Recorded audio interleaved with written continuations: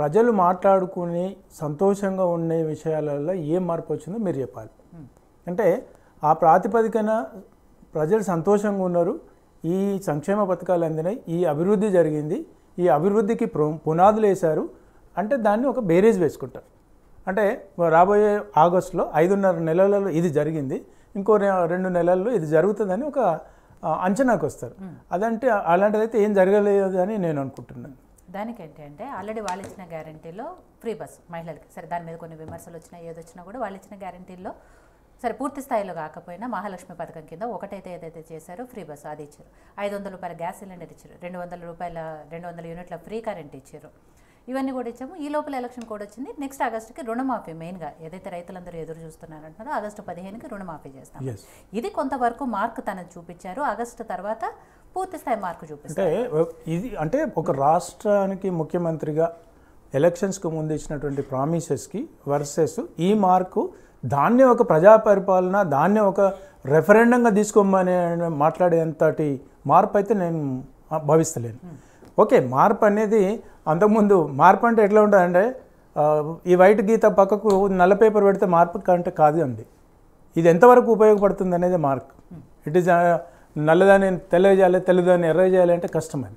So that is not an acceptable markable administration. సరే, ఇప్పుడు ప్రధానంగా డబ్బుల విషయానికి వచ్చినప్పుడు డబ్బుల విషయానికి సతీష్ గారే చెప్తున్నారు క్లియర్గా, డబ్బులు లేవు, అన్నీ ఖాళీ అయినాయి, ఆ ముఖ్యమంత్రికి తెలుసు, ఆ మంత్రులకు తెలుసు, ఎమ్మెల్యేలకు తెలుసు అని. మరి సతీష్ గారికి తెలిసినప్పుడు ఒక పిసిసి అధ్యక్షుడు ఉండి ఒక సీఎం క్యాండిడేట్ రేస్లో ఉన్నటువంటి వ్యక్తి మరి ఆయనకు తెలీదా? అంటే ఇవన్నీ తెలిసి కూడా ఎందుకు చెప్తున్నారు అంటే ప్రజలు వీళ్ళకు రాజకీయ నాయకులకి ఎట్లా ఉన్నారంటే మంచి మార్కెటింగ్ మేనేజర్ను సెలెక్ట్ చేసుకుంటున్నారు. అంటే ఎవరు మార్కెటింగ్ చేయగలుగుతారు, ప్రతి ప్రోడక్ట్ తయారు చేస్తారండి. యాజ్ పర్ ద ఒక ఫుడ్ ప్రోడక్ట్ ఉందనుకోండి, గవర్నమెంట్ ఆఫ్ ఇండియా నుండి ఉన్నటువంటి గైడ్లైన్స్ ప్రకారమే తయారు చేస్తారు, కానీ అమ్ముకోలేరు. ఈయన ఇక్కడ అమ్ముకోగలిగింది. అంటే ఇట్లాంటి మార్కెటింగ్ మేనేజర్లను పెట్టుకోవడం వల్ల నష్టపోయేది ఎవరే అంటే ప్రజలు. నేను ఏమంటున్నా అంటే రేవంత్ రెడ్డి గారి గురించి నేను నెగిటివ్ అంటలేను. మీరు ఇంకా సమయం తీసుకోండి. ఇప్పుడు 5.5 నెలలు 3.5 నెలలు అంటే మీకే తెలుసు కదా టైం. అంటే ప్రతిపక్ష పార్టీలు ఎప్పుడైనా ప్రశ్నించడానికి ప్రయత్నం చేస్తారు. ఆ ప్రయత్నానికి ఎవరు అవకాశం ఇచ్చారు? మీరే ఇచ్చారు. అంటే ఇప్పుడు డిసెంబర్ ఎలక్షన్స్కి ముందు, రిజల్ట్కి ముందు 9వ తారీఖు అనుకున్నప్పుడు రేపు ఏ ప్రాతిపదికన మీరు ఇస్తారు దానికి కూడా క్లారిటీ ఇవ్వండి. ఇప్పుడు దొడ్డు ఓట్లు సన్న ఓట్ల గురించి లాజికల్ మాట్లాడుతున్నారు. అంటే రకరకాల విషయం. ఇప్పుడు 35,000 కోట్లు కావాలి, ఏది రైతు రుణమాఫీకి. ఒక రుణమాఫీ కోసం చాలా అప్రిషియేట్ చేస్తాం. ఎందుకంటే అన్ని పార్టీలకు ఓన్లీ రేవంత్ రెడ్డి గారు కూడా తీసుకుపోయి ఓన్లీ కాంగ్రెస్ వాళ్ళకి వేయరు, లేకపోతే బీఆర్ఎస్ వాళ్ళకు బంద్ చేయరు, బీజేపీ వాళ్ళకి అందరూ ఇస్తారు, అందరూ లబ్ధిదారులే. కానీ మీరు 35,000 కోట్ల రూపాయలు ఏదైతే రుణమాఫీ చేస్తాం అనుకుంటున్నారో చాలా అప్రిషియబుల్. కానీ మరి ఈ 35,000 కోట్ల నుండి ఎవరిని అడ్డు విరుద్దామని చూస్తున్నారు అది కూడా మీరు క్లారిటీ ఇవ్వాలి. ఇప్పుడు గతంలో నేను బీఆర్ఎస్ ప్రభుత్వాన్ని కూడా నేను విమర్శించిన. ఏమని అంటే మేము ఈ అభివృద్ధి చేసినాం, హైదరాబాద్కు 65,000 కోట్ల ఖర్చు పెట్టినాం, అది అని అన్నారు. బాబు అన్నీ చెప్పారు, బాగానే ఉంది, బట్ బ్యాలెన్స్ షీట్ కూడా చెప్తే అయిపోతుంది కదా. అంటే ఇవన్నీ చేసినప్పుడు మరి మీరు 4.5 లక్షల కోట్ల 5.5 లక్షల కోట్ల అప్పు చేసింది కూడా చెప్పేస్తే బాగుంటుంది అని అన్నాను. ఇవాళ వీళ్ళని కూడా అడుగుతున్నాను, అదే ప్రాతిపదికన కాంగ్రెస్ని కూడా అడుగుతున్నాను. 35,000 కోట్ల రూపాయలు రుణమాఫీ చేస్తే ఇప్పుడు ఆల్రెడీ మిడిల్ క్లాస్ ఎవరైతే ట్యాక్సబుల్ సిన్సియర్ పేయర్స్ ఉన్నారో వాళ్ళ మీద పెను భారం పడే అవకాశం ఉంది. అంటే మీరు ఒక దగ్గర నుండి తీసుకొచ్చేసి ఒక దగ్గర నుండి ఇస్తారు అని అంటే గతంలో కూడా అమెరికా వెళ్ళినప్పుడు రేవంత్ రెడ్డి గారు క్లియర్ కట్లా చెప్పారు, నా జూబ్లీస్ ఇల్లామను, నా ఇంట్లోకి వెళ్ళి జేబులోకి వెళ్ళి పైసలు పెట్టను, ఉన్నదాన్నే సర్దుబాటు చేస్తాం. ఇప్పుడు ఉన్నదానికి సర్దుబాటు చేయడానికి బ్యాంకులో బ్యాలెన్స్ లేదు, ఎవరినో నడ్డు ఎరగొట్టాలి, వీళ్ళకు ఆపరేషన్ చేయాలి. అంటే రీప్లేస్మెంట్ అన్నట్టు. ఒక బ్లడ్ డొనేట్ కావాలి, ఎక్కడికి వెళ్ళి వస్తాయండి బ్లడ్? ఎక్కడైనా ఆకాశం నుండి బ్లడ్ వస్తాయి, ఒకని బ్లడ్ తీసుకోవాలి, ఒకని బ్లడ్ చేయాలి. వీళ్ళ కాన్సెప్ట్ కూడా అదే అన్నట్టు, సింపుల్ అది. అయితే నెక్స్ట్ నా ఉద్దేశంలో ఏమనుకుంటున్నానంటే ప్రజలకు ఒక ప్రైమ్ మినిస్టర్ కానివ్వండి, ఒక మంత్రి కానివ్వండి, శాసనసభ్యులు కానివ్వండి, ఒక కాన్ఫిడెన్స్ లెవెల్ను క్రియేట్ చేసినప్పుడే వాళ్ళు నమ్ముతారు, నమ్మినప్పుడే ఓటేస్తారు. అందులో సఫలీకృతమైనరు ఎవరు? రేవంత్ రెడ్డి గారు. ఇప్పుడు నేనేమనుకుంటున్నా అంటే ఆగస్టు 15 లోపల, అంటే నాకున్న ఇన్ఫర్మేషన్ ప్రకారము, నాకున్న అవగాహన ప్రకారము స్థానిక సంస్థల ఎలక్షన్స్ జరుగుతాయి. ఈ లోపలనే వాళ్ళకి వస్తాయి. ఇది కూడా అంటే ఎమ్మెల్యే ఎలక్షన్స్ అయిపోయి, పార్లమెంట్ ఎలక్షన్స్ అయిపోయినాయి, రేపు సర్పంచ్ ఎలక్షన్స్ అయిపోతాయి. ఇక సర్పంచ్లు అందరూ ఆల్రెడీ రూలింగ్ గవర్నమెంట్ ఎక్కడైనా షిఫ్టింగ్ అనేది జరుగుతూ ఉంటుంటుంది. ప్రధానంగా ఎమ్మెల్యేకు అనుబంధంగా ఉండాలి, గ్రామీణ ప్రాంతంలో అభివృద్ధి జరగాలి అనుకున్నప్పుడు వాళ్ళు కోరుకోవడం తప్పులేదు. స్థానిక సంస్థలలో మెజారిటీ సంపాదించి ఇంకా నెక్స్ట్ మిగిలేది ఏముంటుందండి, ఎంపీపీ జడ్పీటీసీలు ఏవో ఉంటాయి. అది పెద్దగా ప్రభావితం చేసేటి ఏం కాదు. ఆ లోపల ఈ ఎలక్షన్స్ జరిగితే ఇంకా తర్వాత వాళ్ళని ప్రశ్నించే నాదుడు ఉండడు. ఇప్పుడు గతంలో కేసీఆర్ గారు కొన్ని హామీలు ఇచ్చాడు. ఆ హామీలు ఇచ్చిన దానికి ఇప్పుడు పోయి గల్లబట్టి అడుగుతున్నారా ఎవరన్నా, లేకపోతే ఆయన గద్దె దించినరా? ఇది కూడా అంతే. ఇప్పుడు ప్రజాపాలన అన్నాడు, కంచెలు దించేసినాం అన్నాడు. Yes we will appreciate. మరి ఆ కంచెలు కూడా సెక్యూరిటీ కూడా రేవంత్ రెడ్డి గారు ఇంటి దగ్గర ఉండకూడదు. ప్రజాపాలన అన్నప్పుడు ప్రజా ముఖ్యమంత్రి కదా, మరి ప్రజలు కూడా మోస్ట్ వెల్కమ్ చెప్పాలి కదా. మరి అక్కడ ఎందుకు పొద్దున్న లేస్తే Z Y category security force ఎందుకు ఉంటుంది? అంటే మాటలు మాట్లాడడం వేరు, చేతలు చేయడం వేరు. మంత్రులు అంటారు ప్రతి గింజ కొంటారు. ప్రతి గింజ కొంటారండి ఎవడన్నా? అంటే మాట్లాడతానికి బాగానే ఉంటుంది, పండించిన ప్రతి గింజ కొంటామని. వాళ్ళు గతంలో కొన్నారు, వాళ్ళు కూడా గట్లనే అన్నారు, వీళ్ళు కూడా గట్లనే అన్నారు. అంటే నేనేమంటున్నా, మీరు ప్రతిసారి కంపారిజన్ వద్దు. మై మార్కబుల్ ఏముందో అది చేసేస్తే ప్రజల విశ్వాసం ఉంటుంది. నెక్స్ట్ ఫస్ట్ టైం ఒక స్టూడెంట్ 15 మార్కులు వచ్చినాయి అంటండి, సెకండ్ టైం రాస్తే 35 మార్కులు వచ్చినాయి అంటండి, పాస్ అయింది. అయితే వాడి గ్రోత్ ఎంత ఉంది? 15% నుండి 35 మార్కులు వచ్చినప్పుడు 100% గ్రోత్ ఉంది. ఇవాళ కాంగ్రెస్ ప్రభుత్వం కూడా అధికారంలో ఉంది కాబట్టి రాష్ట్ర స్థాయిలో గతంలో ఉన్నటువంటి 3 పార్లమెంటు నియోజకవర్గాలు గెలిచారు.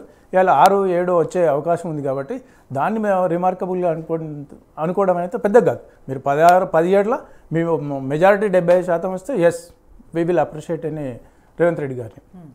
అదేవిధంగా ఉండాలి. కానీ అంటే రేవంత్ రెడ్డి గారిని కూడా ఇక్కడ ఒక కాన్ఫిడెన్స్ ఎందుకు అప్రిషియేట్ చేయాలంటే ఆ శాతం ఓట్లు పెరుగుతున్నాయి, ఆ నెంబర్ ఆఫ్ సీట్లు పెరుగుతున్నాయి కాబట్టి నా పరిపాలన మార్కబుల్ తీసుకోండి, నా పరిపాలనని బెంచ్ మార్క్గా తీసుకోండి. అందుకని ఆయన గ్యారంటీకి చెప్తున్నాడు. లేకపోతే ఒకవేళ అటువంటి అవకాశమే లేకపోతే ఆయనకే చెడు పేరు వస్తుంది కదా.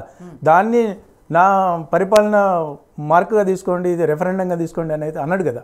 అంటే ఆ కాన్ఫిడెన్స్ ఉంది ఆయనకు, డైనమిక్ ఉన్నాడు, ఆయనకు అడ్మినిస్ట్రేషన్ క్యాపబిలిటీ అంటే గతంలో పనిచేయలేదు కాబట్టి అది దాన్ని ప్రతిదీ ఒక్కొక్కసారి అధికారంకి వచ్చినప్పుడు అన్నీ ఆటోమేటిక్గా అధికారులు వింటారు, యంత్రాంగం వింటుంది, మంత్రులు వింటారు.